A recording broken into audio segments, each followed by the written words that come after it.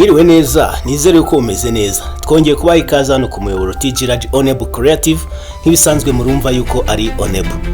Rero niba utarakora subscribe hano ku muyoboro TG Radio Onebo Creative, gose wasimbutsa wagira bwa ugakora subscribe, ugashiraho comment, ugasharinga kugira ngo uzajye n'abandi bagende bayibona, kuko hano urabona ko tuba tubahereza amakuru ameze neza kandi ingirakamaro. Nk'ibisanzwe rero twebwe intego zacu ziracyari za zindi, ni ukubashakira amahirwe atandukanye aho aherereye, hasigaye tukabahuza nayo. Rero hano hari amahirwe yabonetse rwose, mukiyabona muhite mugerageza aya mahirwe rwose, ntaze kubacika cyangwa se ntutume mugenzi wawe ushobora kuba yaracikishije amashuri cyangwa se akeneye ano mahirwe ayabura rwose. Ukibibona ubimusharinge, ushobora kumuhamagara kuri telefone akagerageza, ubundi nawe akareba uburyo ki yakiberaho neza. Rero nk'uko mubibona hano turi kuri Keta, iri ni scholarship yatanzwe na Keta ku bufatanye na Chancen International Rwanda binyuze muri programme yayo ya Study Now and Pay Later. Rero tugiye kuza kubasobanurira neza ngo ni bande bagomba gukora application, ese application ni ibiki itanga, benefits of this scholarship. Noneho tuze kubasobanurira ngo Keta ni iki, Chancen ni iki, noneho niba ari iri tangazo bashizeho ni ukwiga bizatangira ryari, usabwa iki kugira ukore application. Rero reka tubahe ikaze, mutega amatwi mwumve ibijyanye n'iri tangazo, kandi rwose muze guhita muribyaza umusaruro. Dutangira reka tubanze tujye kuri website ya Keta turebe ngo hari ibiki. No kuvuga ngo hano nk'uko mubibona, rero hano turi kuri website ya Keta. Urabona hano hari ibintu, hari abantu barimo barafotora, hano hari abashefu bona bateguye ibyo kurya byiza, n'ibindi bintu byinshi bitandukanye. Rero hano ni ukuvuga ngo Keta ubundi mu magambo arambuye ni Kigali Excellent Tourism and Hospitality Academy. Iyi ni TVET iri recognized here in Rwanda, itanga amasomo ku bijyanye na hospitality and tourism. Murumva rero ku bantu mwacikanwe n'amashuri cyangwa se mukunda ibi bintu, mwahita mugerageza hospitality and tourism, ahasigaye mukaza kugira iki, mukaza kuba mwareba yuko aya mahirwe ari mwebwe aza kuba yasekera. Rero reka tubanze turebe ngo Chancen yo ni iki. Hano kuri Chancen urabona ni nk'ikigo gishinzwe kugenda cyo gitanga ama study facilities, cyangwa se gitanga minerval, ukagenda ukiga, wazasoza kwiga arabonye akazi ukaba wagira iki, wabona ububishura. Noneho hano reka twebwe turebe ngo iyi program ni iyi Study Now and Pay Later. It is a fair financial for equal access. Hano bituma umunyarwanda cyangwa se undi wari wese, kuko ntikorera mu Rwanda gusa, ikorerwa no handi hanze, bakagira amahirwe angana yo kuba bagira access kuri minerval cyangwa se ku mafaranga y'ishuri. Chancen provide access to quality education that equips you for the modern workforce. With income share agreement, we invest in your future and you pay us back with reinvestment when you are financially able. Muvango hano bo baraza bakaguhereza minerval rwose, ukagenda ukiga, bakagukurikirana ukamera neza, wasoza ukagenda ugashaka akazi. Sasa rero iyo ubonye akazi nibwo uba wagira uburyo ki nawe uza ukabishura, kuko hano baravuze ngo and you pay us back with reinvestment when you are financially able. Ubishura nyine iyo umaze kubona ubushobozi bwo kuba wabishura, ubwo no kuvuga ngo iyo ubonye akazi rwose uhita usimbutsa ukabishura. Reka tujye mu tangazo ryacu turebe ngo ni bande bakwiriye gukora iyi application. Ni ukuvuga ngo itangazo ryo kwiga imyuga wishyurirwa na Chancen International Rwanda, iri niryo tangazo, niko itangazo rivuga.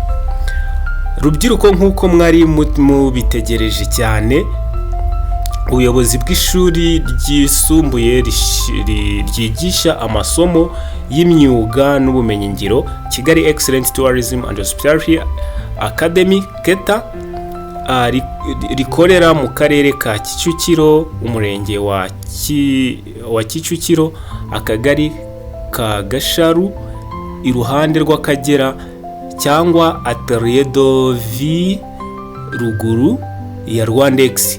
Twishimiye kumenyesha ababyifuza bose ko tugiye kwakira abifuza kwiga imyuga na Chansen International binyuze muri gahunda yayo ya Study Now and Pay Later, aho wiga wishyurirwa ikiguzi cy'uburezi ukazishyura wasoje amasomo. Hano birumvikana neza, wishyura wasoje amasomo, wasoje kwiga, wabonye akazi.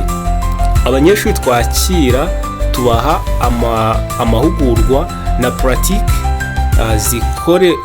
zikenewe ku isoko ry'umurimo muri culinary arts, muri service, ndetse kandi tukabaha pratique yihariye yo gutunganya no kuvanga ibyo kunywa, bartending, ndetse no gutunganya ikawa, barista skills. Rumva hano baguhereza ni nk'inyongera nyine, it's just like a bonus. Ntabwo ari byo ugiye kwiga, ariko nabyo ntabwo batuma uvaho utabimenye.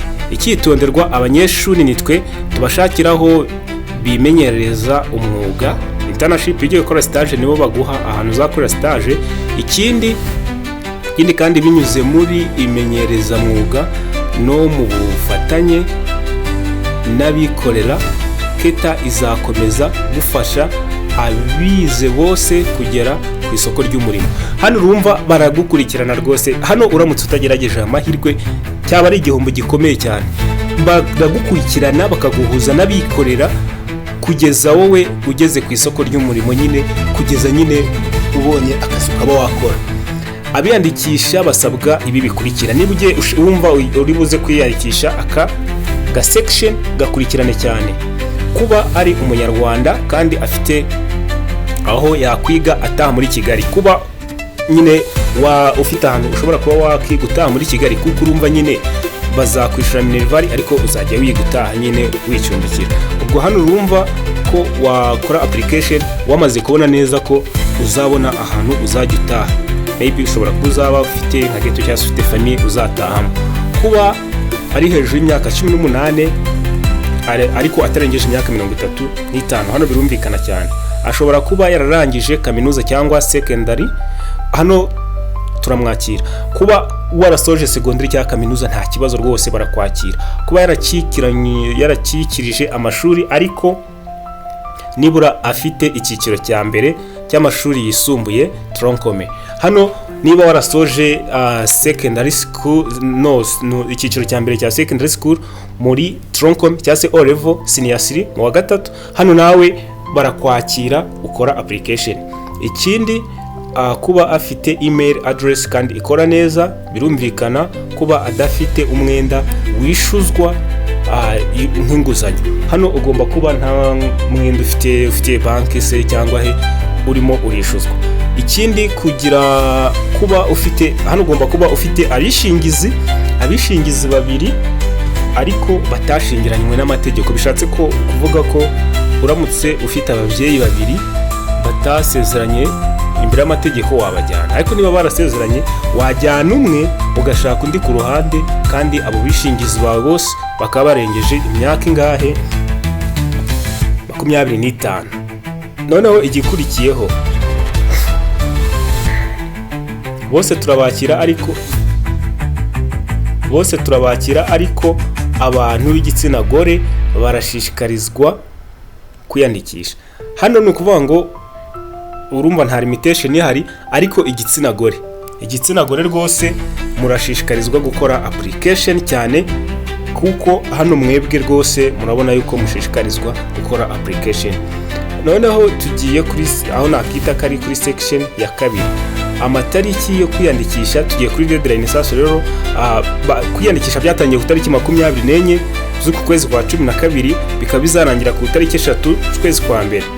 Noneho kwiyandikisha bica kuri email hano batanze, aho woherezaho ibi bikurikira: amazina yawe, nomero ya telefone ukoresha, noneho ugashiraho irangamuntu, nimero za telefone zawe ukoresha, wandike igihe wavukiye, uvuge niba uri ingaragu cyangwa se niba uri wubatse, akarere uvukamo, ushiraho email yawe, ushiraho na numero irangamuntu yawe. Icya kabiri, amazina ugomba gushiraho amazina y'umwishingizi wa mbere, nimero ya telefone ye na n'irangamuntu ye. Icya kabiri ugomba gushiraho amazina y'umwishingizi wa kabiri, nimero ya telefone ye n'irangamuntu ye. Hano icyiciro cya kabiri ni ukuvuga ngo abazaba bamaze gutanga ubwo busabe ku tariki 3 Mutarama bazabamenyesha ku ma email yanyu, noneho bazagira iki babashire no ku rubuga bababwire ibindi bizakenerwa. Ibikenewe byose bizaba byarangiye tariki ya 9 Mutarama 2026. Ubwo ni ukuvuga ngo hano bashizeho nimero, ukeneye kugira ibindi bisobanuro waza kugira iki, waza kuba wabandikira ukababaza ibijya mbere, asigaye ukigeragereza ano mahirwe rwose ntagucike.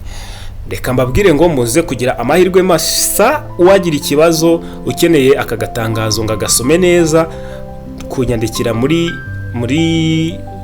ushire muri comment, ushirimo igitekerezo waba ukeneye cyose, nkibona ako kanya mpita nkusubiza. Niba ari application ushaka ko tugufasha gukora, nabyo rwose duhita tubikora twihuse.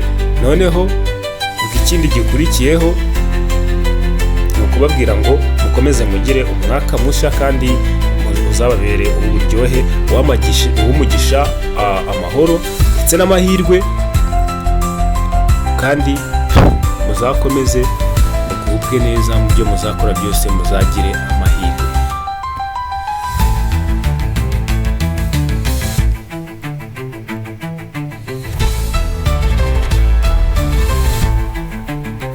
Ndibutsa gukanda subscribe, share and comment niba utarabikora, kandi dukomeze kugira ibihe byiza.